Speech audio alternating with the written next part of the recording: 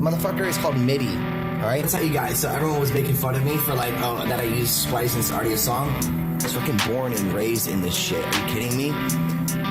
Hey, this is Ayo from the Catacast. So today Aaron was getting questioned on his music production skills, which is something that actually interests me personally, being a producer myself.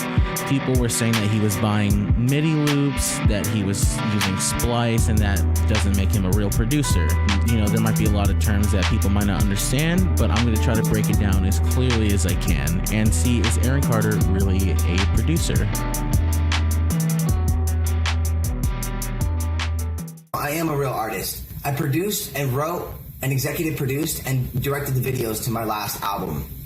Get the fuck out of here, bro. Harassment, harassing me, reported, boom, you're done. So much hate today. Like, what's wrong with you guys? Who are these haters? I was fucking born and raised in this shit. Are you kidding me? I was in the studio with Max Martin and Dennis Pop. Do you know who that is? So here's defense number one. He says he's worked with Max Martin and Dennis Pop, which are very well-known songwriters that are still active in the music industry today, that have been behind a lot of hits from artists like Britney Spears, Lady Gaga, Christina Aguilera, and just basically everybody. So let's do a quick All Music search, which is a repository for music credits, and let's see if Aaron Carter has indeed worked with either of these producers. So here is allmusic.com. Let's go look up Aaron Carter and let's go to his discography. Let's go to album number 1, his debut. Let's search for Max. No Max Martin. Let's go to his sophomore album. Max Martin. Let me just type in Martin. Not listed. And I didn't pre-look this up, by the way. I actually don't know if he did this. No Max on this. It seems there's less credits here. I'm not sure why that is. His 4th album, Max. No Martin here. Martin, no, it's not Max Martin though. Okay, so no Max Martin on there. Let's look at his last album, Love. There was probably more people that worked on that, but they just weren't credited. And I doubt Max Martin worked on this one. So either he actually didn't work on them, or maybe he worked under the rug. I'm not really sure. I studied Max Martin, Matthew Swart, okay? I was in the studio with Max Martin and Dennis Pop. Do you know who that is? Fucking dick. Here we go. You want some MIDI? You want some MIDI?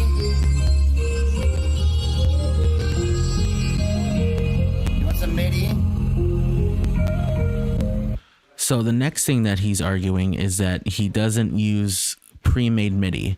What is MIDI? It's basically a way to send a value to the computer. To make it simple, if you have a mouse or even a cell phone, if you touch it, that registers as an input. What MIDI does is it has note value. So if you plug in, say, a digital keyboard, if you press the C note in the middle of the keyboard, it registers as a C of that octave. So you can buy pre-made MIDI packs, which kind of does this for you. So if I didn't know how to make a chord progression, if I didn't know how to make a melody, I could download a pre-made version and just edit myself. It's debatable whether or not, this is cheap to use. I honestly think any way you can make music is the correct way. But if Aaron's trying to say he's a super producer, this is definitely not a super producer move. This motherfucker. Does buying MIDI stems make you a musician these days? I don't know. No, it really doesn't, but I can show you what does. Whoever asked that question, I'm gonna let him see it, and then you're out of my chat. You're gone. Does buying MIDI stems make you a musician these days? I don't buy just MIDI stems. I play my own stuff. I do it for my fans all the time. Ooh, yeah, because I don't use MIDI stems at all. Hold on. You mean like this iLock key, the Nexus iLock key that I have? Right here? Something about the iLock? You know what that is? Motherfucker, it's called MIDI, all right? Not loops, that's MIDI. So right here, Aaron says that the iLock he has is MIDI. That's actually not MIDI. It's a verification device for pirating software, anti-piracy. So like if you actually buy a product, some will require you to plug in a USB to verify rather than using like a code or generated code. So I don't really know what he's trying to say there. Take your pads out. If you have an iPad and you can do steering, you can do listen to this while I'm playing this. Listen to this loop right here. And watch how many songs come up. I am a real musician, by the way. 10 people did it. Are you kidding me? You guys don't know?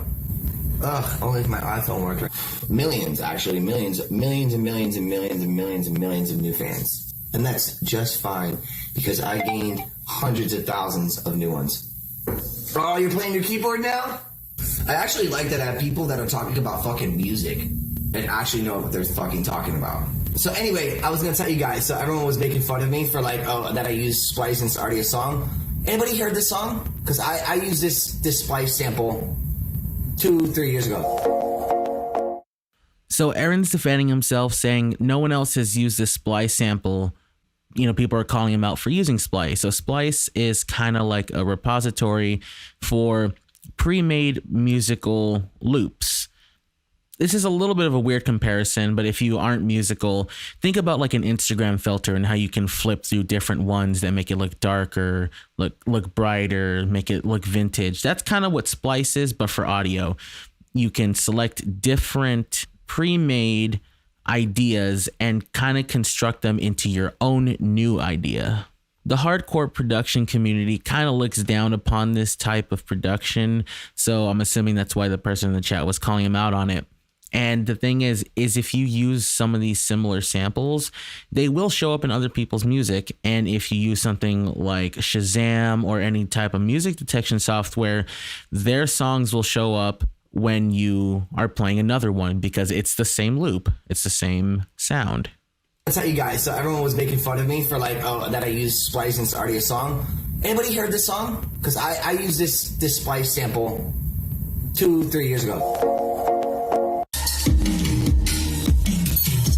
Now fucking apologize, you little bitch. Apologize like the little bitch you are. Say, I'm sorry, you just showed me a bunch of MIDI. 1, 2, 3, 4, 5, 6, 7, 8, 9, 10, 11, 12, 13, 14, 15, 16, 17, 18, 19. 10 of them are Nexus. 3 of them are Hive. Another 3 are Serum. And then another 3 are Source. Anything else? So Aaron uses his defense by showing on the screen, hey, look how many programs I'm using. Look how much software I'm using. There's no way that this could be, pre-made. I do everything.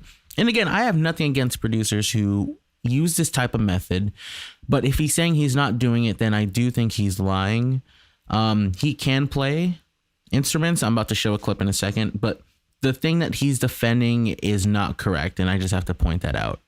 I've never really seen Aaron Carter ever really, program MIDI or play it and record it. He'll noodle around on his keyboard, but he doesn't actually record into it. I think he's bringing in pre-made stuff and editing it. You hear it? Do you hear it? Can you?